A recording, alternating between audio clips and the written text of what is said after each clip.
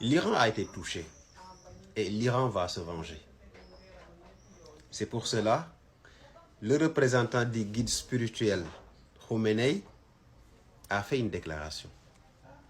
Il demande à s'attaquer à la flotte américaine présente dans la zone, surtout au Bahreïn.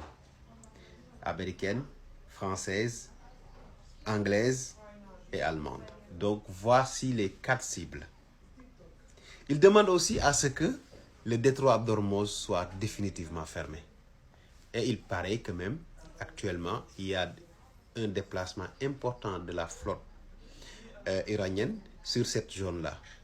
Les Américains déjà, ils doutent pour savoir si c'est pour les attaquer ou bien pour fermer le détroit. Mais ce qui est sûr, c'est qu'il y aura des attaques contre les représentants, contre la flotte américaine présente dans la région.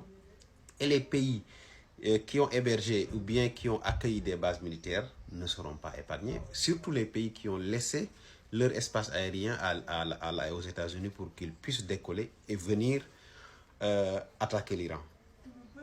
Cette affaire-là ne va pas être simple. Tout le monde pense que, en réalité, ça va se limiter à une affaire comme ils l'ont géré dans d'autres pays. Mais ce ne sera jamais comme ça. C'est pas pareil, c'est pas les mêmes peuples. Les Iraniens, c'est d'abord un peuple qui n'a jamais été colonisé. Même pendant l'expansion musulmane, les Iraniens sont les seuls peuples de ce secteur-là qui ont gardé leur langue. C'est des gens qui ne nourrissent jamais un complexe d'infériorité. Parce que pour eux, ils sont la mère de la civilisation de cette zone-là. Ils ne peuvent pas être derrière, ils ne peuvent pas être vassalisés. Et si on parle aujourd'hui du point de vue géopolitique avec le jeu des alliances, la Russie a une dette envers l'Iran. Vous savez, la guerre en Ukraine a été remportée par la Russie grâce aux effets néfastes des drones iraniens. L'Iran a maîtrisé parfaitement à toutes les échelles comment utiliser les drones pour déstabiliser son adversaire. Et c'est ce qu'il est en train de faire. Et ce qu'il a fait exactement au niveau de la Russie, de l'Ukraine. On a vu les résultats et il l'a fait encore aujourd'hui en Israël avec une maîtrise de la saturation du dôme de fer, ce qui fait que les vrais missiles vont venir taper, les drones vont venir faire une sorte de saturation, brouiller les pistes, saturer le dôme de fer et les missiles vont venir taper là où ils veulent. Et au-delà de ça, vous avez le Pakistan qui ne va pas laisser parce qu'il faut qu'on se le dise, si l'Iran tombe, c'est le Pakistan la prochaine cible. Et les Pakistanais sont très très bien conscients de ça. Et la Corée du Nord aussi ne va pas se laisser faire.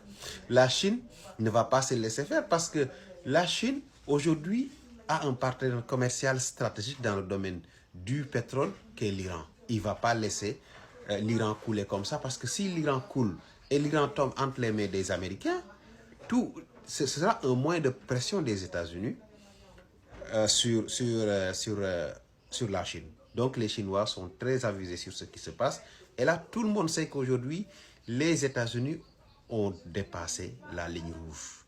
Et ça, c'est ce qu'il ne fallait pas faire. Aujourd'hui, on parle de l'Iran parce que l'Iran ne veut pour le moment pas prendre de l'aide extérieure, ne veut pas prendre l'assistance, accepter l'assistance de ses alliés.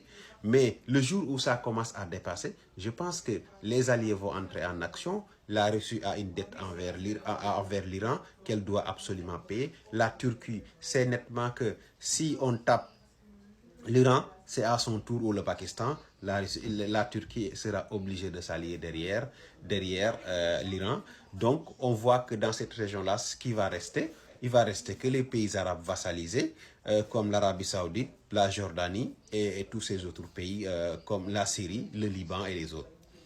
Et je ne parle pas des Émirats. Eux, ils s'en foutent. L'essentiel, ils aient leur argent, le reste, ils ne regardent pas.